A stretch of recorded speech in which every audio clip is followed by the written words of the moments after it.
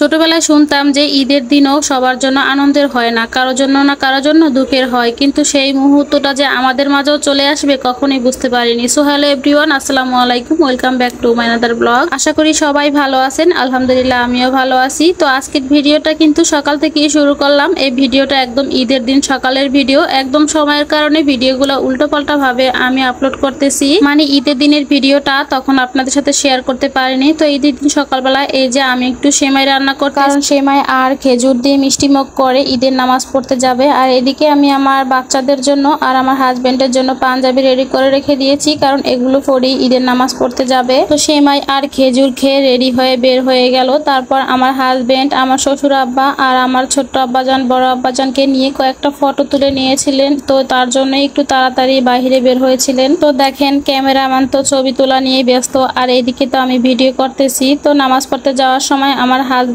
আমার শ্বশুর আব্বার গায়ের রুমালটা আমার হাতে দিয়ে গেছে, কারণ এটা নিয়ে নামাজ পড়তে একটু অসুবিধা হয়ে যায়। তবে আমার বড় আব্বাজান অনেক বেশি পছন্দ করে রুমাল পড়তে, তাই আমার বড় আব্বাজান রুমালটা মাথায় দিয়েই নামাজে চলে গেল। তো এদিকে ভাবলাম যে আমি একটু রেডি হয়ে নেই, বরাবরই আমি সব সময় নামাজে পাঠিয়ে দিয়ে তারপর আমি রেডি হই। তো এখানে চুড়ি, শাড়ি আর মোটামুটি হালকা পাতলা একটু গহনা নিয়ে নিয়েছি আমি রেডি হওয়ার জন্য। আমি সবাই মাত্র শাড়িটা একটু পরতে নিয়েছিলাম। এদিকে আমাদের কাছে খবর আসছে আমার চাচতো ননদের শাশুড়ি মারা গেছে। তো কি আর করার, তখন একদম শাড়িটাই সব খুলে রেখে দিয়েছিলাম। তারপর আমার হাজবেন্ড, আমার শ্বশুর, আমার শাশুড়ি, আমার চাচতো ভাসুর সবাই মিলে ওই বাসার উদ্দেশ্যে রওনা হয়ে গেল। যেহেতু আমার ছোট আব্বাজানের একটু সমস্যা, সেই জন্য আমি আর যেতে পারলাম না। আর এদিকে দেখেন আমার ছোট আব্বাজান পলিথিনের ভিতরে করে তার ঈদ সালামি রেখে দিয়েছিলেন, আর আমি চাইছিলাম বলে একদম দৌড় দিয়ে চলে গেছে দূরে। তো এই জন্যই প্রথম বললাম যে আসলে ঈদের দিনটা সবার জন্য কিন্তু আনন্দের হয় না, কারো না কারোর জন্য দুঃখেরও হয়। আমি ছোটবেলায় সব সময় আমার আম্মুর কাছে বলতাম যে আম্মু, ঈদের দিনও কি লোকজন মারা যায়, ঈদের দিনও কি কেউ মারা যায়, কেউ অসুস্থ হয়? তো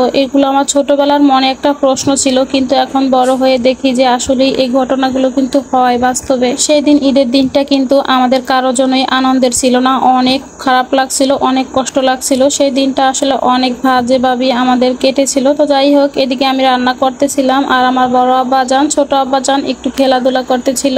বাসায় বসে তো খুব কম একদম কাদা মাটি পায়, আমি নিচে না নামলে সহজেই পায় না। তো এখানে আসলে বা আমার বাবার বাড়িতে আসলে কিন্তু এগুলো নিয়েই খেলাধুলা করে বেশিরভাগ, ওরা খুবই আনন্দ করে। এইভাবে খেলাধুলা করতে কিন্তু সব বাচ্চারাই পছন্দ করে। আমি যেহেতু আমার বাবার বাড়িতে আছি, ওইখানে আমার আব্বাজানরা, আমার ভাইয়ের ছেলে, আমার ভাই সবাই মিলে কিন্তু অনেক চিল্লে করতেছে। ওদের হয়তো একটু সাউন্ড আসবে, তো সবাই সাউন্ড গুলো একটু ইগনোর করবেন প্লিজ। আমার শাশুড়ি আম্মা আর সবাই যেহেতু ওই বাসাতে গিয়েছিল, তো এদিকে আমি সবগুলো রান্না বান্না করে রেখেছিলাম, কারণ সবাই মিলে এসে আবার দুপুরে বাসায় খাবে। আর সাথে আমরা আমার শ্বশুর বাড়িতে বিকেলবেলা আমার দেওর আর আমার যা আসছিল, আর এই দুইটা হচ্ছে আমার জায়ের মেয়ে। মাশাআল্লাহ বলতে কেউ ভুলবেন না, ওরা জমজ, তো ওদের জন্য সবাই দোয়া করবেন। আর এদিকে আমি ওদের জন্য চুড়ি আর যে ড্রেসগুলো নিয়ে আসছিলাম এগুলো দিচ্ছিলাম পরতে।